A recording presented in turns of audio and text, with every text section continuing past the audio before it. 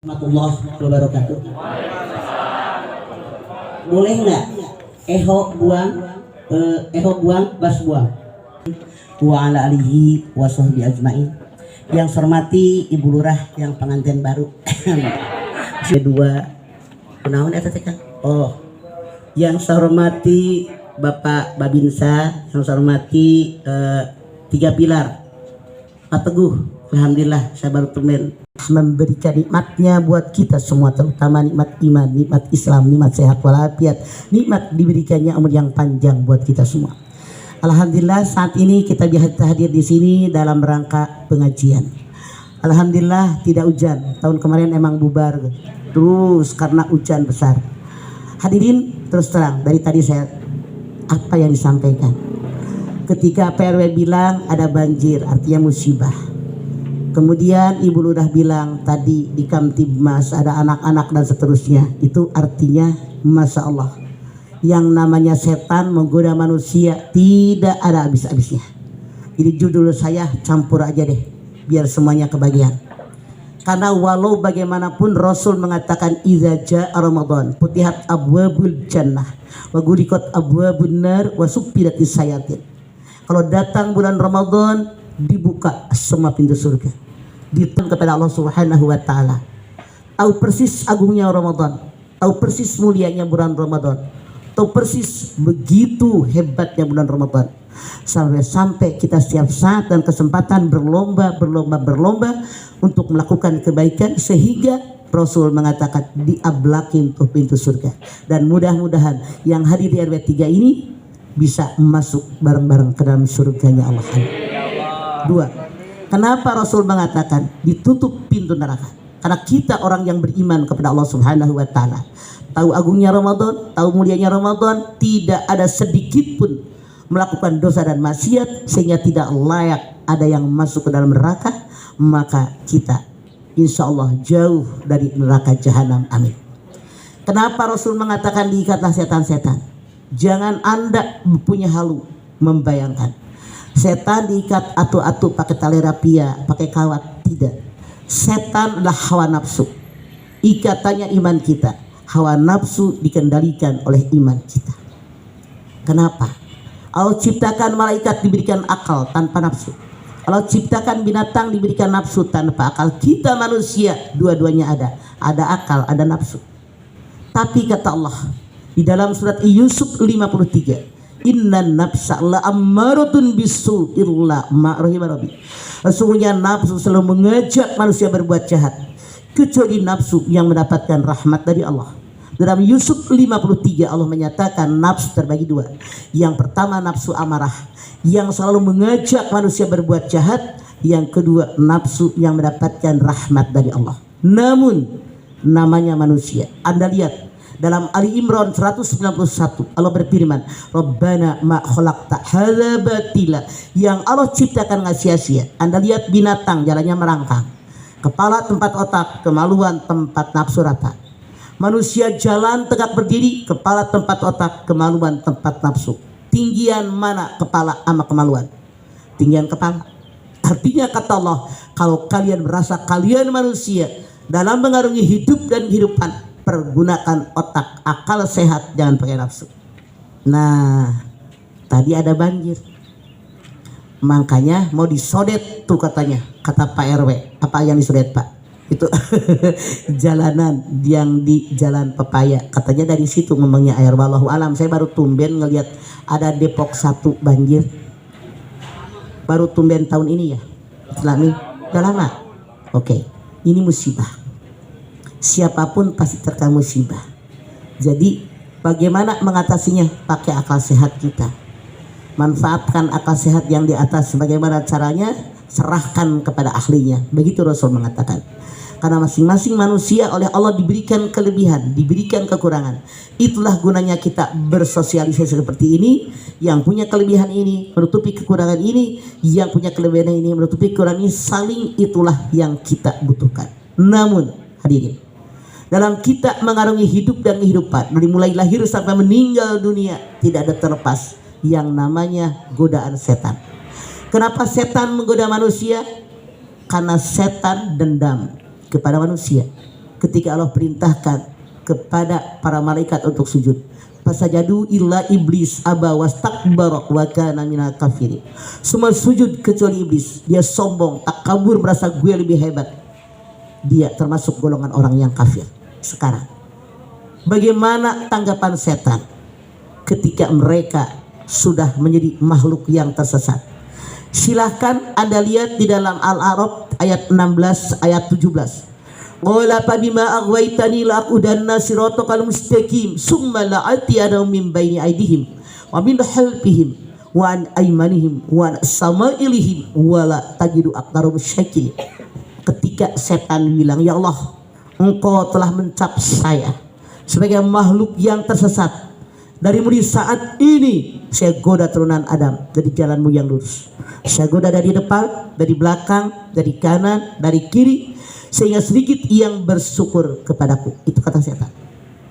Jadi ketika Allah bilang kamu makhluk yang tersesat karena tidak mau sujud kepada Adam, dia mengatakan karena engkau mengatakan aku makhluk yang tersesat, dari mulai saat ini aku goda turunan Adam. Jadi benci, dendam, dengki sama turunan Adam dari jalanmu yang lurus.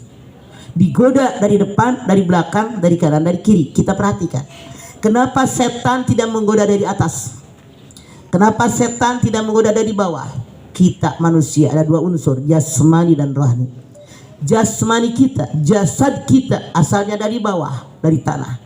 Makanya setan tidak bisa menggoda dari tanah. Anda lihat Toha 55. Minha khalaqnakum wa fiha nu'idukum wa minha nukhrijukum taratan ukhra. Dari tanah aku ciptakan, ke dalam tanah aku kembalikan, dari tanah aku hidup. Kita ini berasal dari tanah, hidup di atas tanah. Rezeki kita, makanan kita, semuanya sumbernya dari tanah. Mati dikubur busuk, dimakan cacing, kembali menjadi tanah. Ditiup sangkakala yang kedua oleh Israfil, maka kita dibangkitkan dari tanah. Itulah kenapa setan tidak bisa menggoda kita dari bawah. Anda silahkan lihat Al-Mu'minun ayat 12. Walaqad khalaqnal insana min sulalatin min tin summa ja'alnahu nutfatan fi qararin makin summa ja'alnahu nutfatan alaqah summa ja'alnahu alaqatan mudghatan fakasawnal idhama lahma summa ansha'nahu khalqan akhar fatabarrakallahu ahsanul khaliqin. Telah aku ciptakan kalian manusia asalnya saripati yang berasal dari tanah. Aku jadikan nutfah yang disimpan dalam rahim seorang perempuan. Aku jadikan segumpal darah, aku jadikan segumpal daging, aku jadikan tulang belulang yang dibungkus dengan daging. Jadilah makhluk yang berbentuk makhluk yang lain. Maha suci Allah, sebaik-baik Maha Pencipta. Kata Allah dalam Al-Mu'minun ayat 12, asal kita saripati yang berasal dari tanah. Kenapa? Ayah ibu kita makan buah-buahan tumbuh di tanah, sayur mayur tumbuh di tanah, umbi-umbian tumbuh di tanah, semua kacang-kacangan, biji-bijian, padi-padian tumbuh di tanah. Dimakan ayah jadi sperma, dimakan ibu jadi indung telur, mereka campur jadi kita. Apa yang dibanggakan dari tanah? Coba. Makanya setan tidak bisa menggoda dari bawah, asal kita dari tanah. Kenapa setan tidak bisa menggoda manusia dari atas? Ruh kita berasal dari Allah. Anda silahkan lihat As-Sajdah As-9.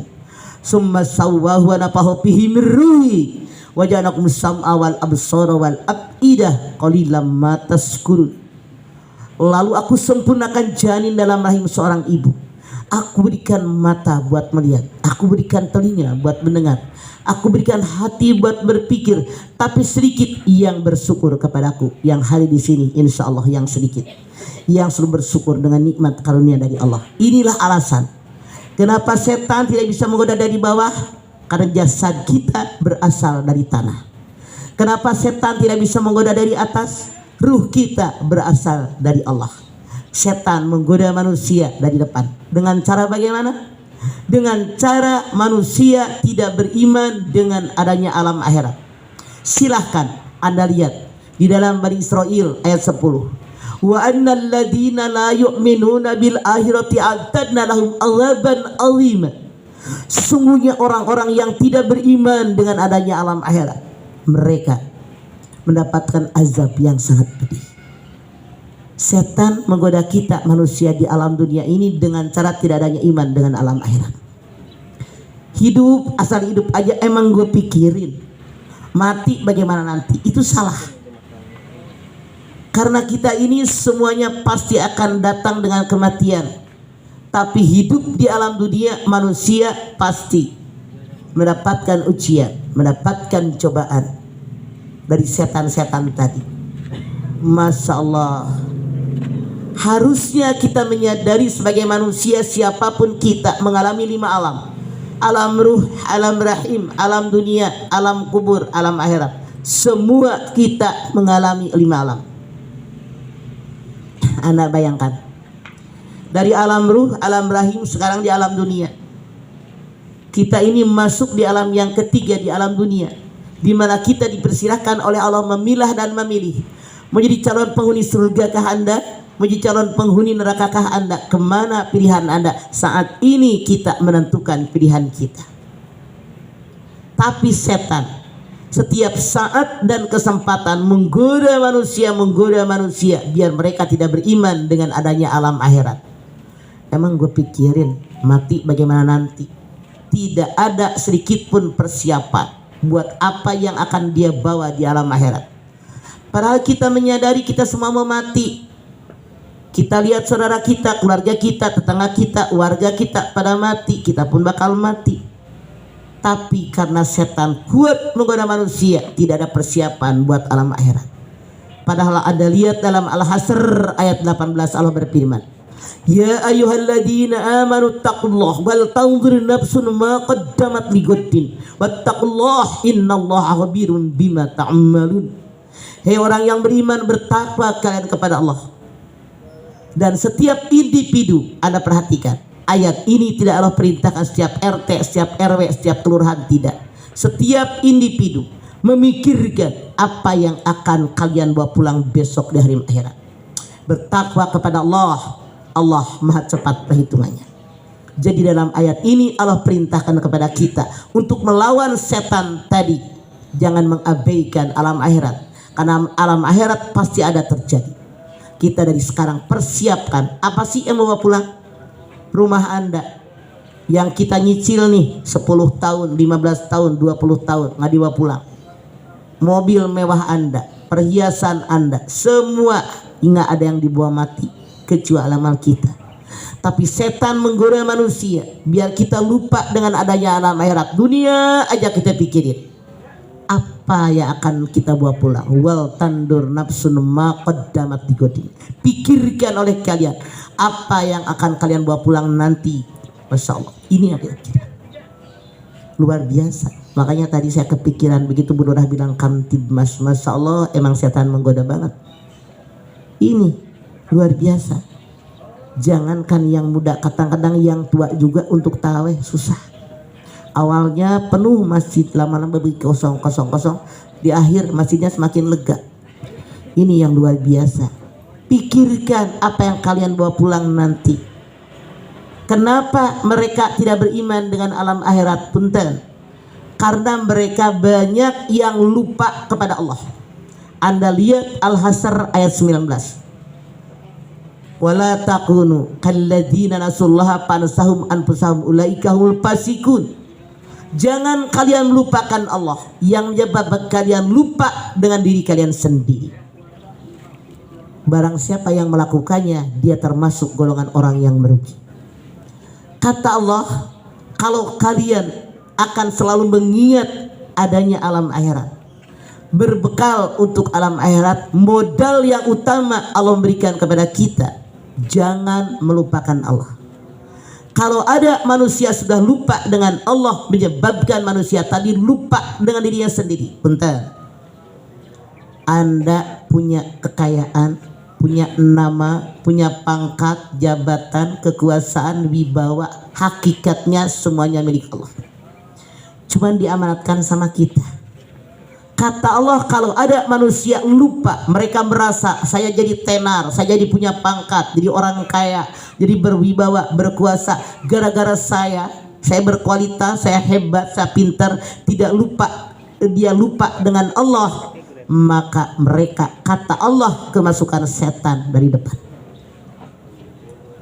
Kalau mereka sudah lupa kepada Allah, tidak bersyukur dengan nikmat karunia yang Allah berikan kepada mereka, kata Allah, mereka jadi lupa diri. Awalnya mereka melupakan Allah, dijadikan akibatnya mereka lupa dengan dirinya, siapa dia sesungguhnya. Kenyataan, ketika orang diangkat jadi seorang pejabat, kalau dia seorang muslim, dipegang Al-Quran, demi Allah, sudah dikatakan dia sadar Allah menyaksikan. Tapi apa yang terjadi? Orang lupa dengan Allah. Begitu dia pegang jabatan, dia tidak amanat. Artinya sadar nggak sadar mereka kemasukan setan dari arah depan. Padahal Allah perintahkan kepada para pemimpin, termasuk kita, ibu-ibu juga sama, memimpin dalam keluarga. Bagaimana perintah Allah? Anda lihat di dalam An-Nisa 58, innallaha ya'murukum an tu'addul amanati laliha wa idza hakamtum bainan nasi an tahkum bil adl. Allah perintahkan kalian menyampaikan amanat kepada yang berhak menerimanya. Kalau kalian jadi seorang hakim, ialah kalian hakim yang adil. Insyaallah saya yakin Bu Lurah, RW semuanya, kita adalah orang-orang amanat yang menyampaikan hak-hak mereka, karena amanat merupakan tanda orang beriman. Anda silakan lihat di dalam surat Al-Mu'minun ayat 8. Walladzina hum li amanatihim wa ahdihim ra'un. Yaitu orang yang menyampaikan amanat, yang menyampaikan janji-janji mereka kepada janji yang pernah mereka ucapkan. Ini tanda orang beriman. Jadi benar-benar jangan sampai kita kemasukan setan dari depan yang melupakan adanya alam akhirat, melupakan Allah, akhirnya lupa diri sendiri. Contoh, udah punya istri cantik, sabar, pacaran sama bininya orang, ini kan jadi lupa diri. Sudah kaya masih korupsi, ini kan lupa diri, makanya kemasukan setan. Titik 2. Kata Allah, setan masuk dari pintu yang belakang, dari belakang kita. Dengan cara bagaimana setan masuk dari arah belakang kita?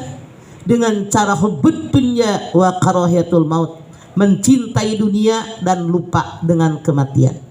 Silahkan Anda lihat di dalam Al-Baqarah ayat 96. Wala tajidannahum ahrasan nasi ala hayat wa minal ladina asraku yawaddu aduhum law yu'ammaru alfasanah wa ma huwa bimuzahzihi minal adzabi ayu ammar wallahu basirum bima ya'malun. Pasti ini kalimat taukid, kalimat penguat. Pasti kalian suatu saat bertemu dengan manusia yang rakus dengan dunia, lebih rakus daripada orang kafir. Mereka bermohon kepadaku, kata Allah, umur 1000 tahun lagi.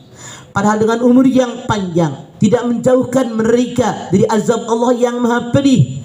Karena Allah maha melihat, Allah maha mengetahui apa yang mereka kerjakan. Bentar. Setan menggoda manusia dari belakang dengan cara hubbud dunya wa karahiyatul maut. Rasul bersabda, nanti suatu saat kalian seperti makanan lezat yang dikelilingi oleh orang kafir. Sahabat bertanya, kenapa ya Rasulullah? Apa jumlah kami sedikit? Rasul menjawab, tidak, jumlah kalian banyak tapi kalian tidak berkualitas. Seperti buih di atas gelombang, tidak menciptakan gelombang tapi terombang-ambing di bawah gelombang. Rasanya saat ini benar-benar terjadi 14 abad yang lampau yang Rasul katakan. Kita lihat di negara kita tercinta umat Islam saat ini konon 75 sampai 80%. Harusnya kita memberikan warna, tapi apa yang terjadi? Kita diwarnai orang lain. Kenapa ini tidak berkualitas umat Islamnya? Ngaku Islam sholat hente, ngaku Islam baca Quran nggak bisa, ngaku Islam baca Quran bisa tapi nggak pernah dibaca, ngaku Islam sholat tahu, sholat bisa tapi nggak sholat, ngaku Islam bulan Ramadan ada yang puasa, ada yang puasanya donat di tengah-tengahnya bolong, ada yang puasa di ujungnya bolong. Ini kenyataan, dan ini setan masuk dari arah belakang. Masya Allah, punya pangkat, punya jabatan, tidak mau diambil orang, jadi gubernur, jadi bupati, maksimal 2 tahun, udah dua periode saking setan datang takut kekuasaan diambil, pengen yang ketiga, pengen yang keempat. Kata Allah, mereka hubbud dunya wa karahiyatul maut, kemasukan setan dari arah pintu belakang. Takut kekuasaannya diambil, suaminya habis 2 periode, bininya dicalonkan, mantunya. Ini nyata di depan mata kita, tidak bisa kita menutup mata. Artinya setan betul-betul berkeliling di keliling-keliling kita, menggoda manusia agar mencintai alam dunia, lupa dengan datangnya kematian. Yang mereka kejar hanya alam dunia. Akhirat emang gue pikirin, nggak usah jauh punten. Contoh di taklim saja. Bersyukur Bu Lurah, saya bikin taklim di sini semenjak tahun 77. Jadi untuk Depok Jaya mau ada lurah nggak ada lurah, yang penting taklim kita Al-Hidayah jalan. Dulu itu kalau pengajian sekali datang minimal 350, 400 sampai 500 orang tuh Bu Lurah. Saya bikin pengajian, jadi kita bukannya duduk ngilangin yang namanya lurah, sama sekali tidak. Jadi ibu-ibu yang di Depok Jaya ini ibu-ibu yang berkualitas. Karena kami dari Dharma Wanita Pusat dari Jakarta, dari departemen langsung, Masya Allah, sehingga kita berkualitas. Pokoknya kita tetap jalan. Pengajian bisa sampai 350, 400 orang. Begitu pengajian. Sekarang tinggal dikit yang ngaji di kelurahan. Tuh, pengajian itu makin sedikit bang sedikit. Tapi insya Allah di pengajian pun setan datang. Anda lihat. Malahum piha wahum piha la yubhasun. Kalau ada manusia di alam dunia yang mereka kejar hanya dunia, yang mereka kejar perhiasan-perhiasan di alam dunia, aku berikan apa yang mereka minta dengan sempurna, sedikit pun tidak akan aku rugikan. Jadi kalau ada manusia, kata Allah, di alam dunia yang mereka kejar hanya dunia tanpa akhirat, aku berikan dengan sempurna segala yang kalian minta. Banyak baca Ar-Rahman biar dicintai manusia, banyak baca Waqiah niatnya biar banyak rezeki. Hanya dunia yang dipikirin. Dunia, perhiasan dunia, pangkat, jabatan, kekayaan, ketenaran. Itu kalau hanya itu tanpa libtigha'i mardatillah, pasti semua aku berikan kepada kalian sempurna, sedikit pun tidak akan dirugikan. Kalau ada manusia hidup di alam dunia yang mereka pikirkan hanya dunia, mereka kemasukan setan dari arah belakang. Di akhirat bagaimana? Anda lihat surat Hud ayat 16. Ulaika alladzina laisa lahum fil akhirati illa an-nar wa habitum ma sana'u fiha wa batilum ma kanu ya'malun. Mereka di akhirat tidak mendapatkan apapun, sedikit pun tidak mendapatkannya, karena amalan yang mereka kerjakan di alam dunia sudah diminta kontan di alam dunia. Mereka hanya mendapat neraka jahanam. Hati-hati. Setan menggoda dari belakang, mencintai dunia, lupa dengan kematian, sehingga jangan sampai kita salah niat dalam kita ibadah. Karena semua yang menentukan niat, innamal a'malu binniyat wa innama likulli imri'in ma nawa. Segala sesuatu dihitung dengan niatnya.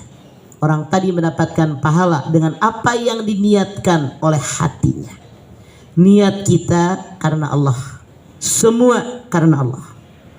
Masya Allah, luar biasa. Setan menggoda dari belakang. Hayu yang dipikirin dunia, dunia, dunia, alam akhirat. Program-program yang ada niatkan buat kemaslahatan dunia dan akhirat, bukan hanya kemaslahatan alam dunia, karena dunia hanya tempat sementara. Makanya Islam agama yang sempurna, agama yang seimbang. Anda lihat Al-Qasas 77, wabtagi bima atakallahu darul akhirah wala tansa nasibaka minad dunya.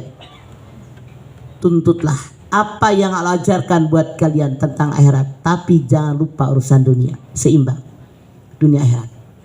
Kalau kita seimbang dunia akhirat, ngerjakan apapun, semua kerjaan kita di alam dunia, mulai dengan basmalah, akhiri dengan hamdalah, niatkan libtigha'i mardatillah, dunia dapat, akhirat dapat, artinya tidak sia-sia.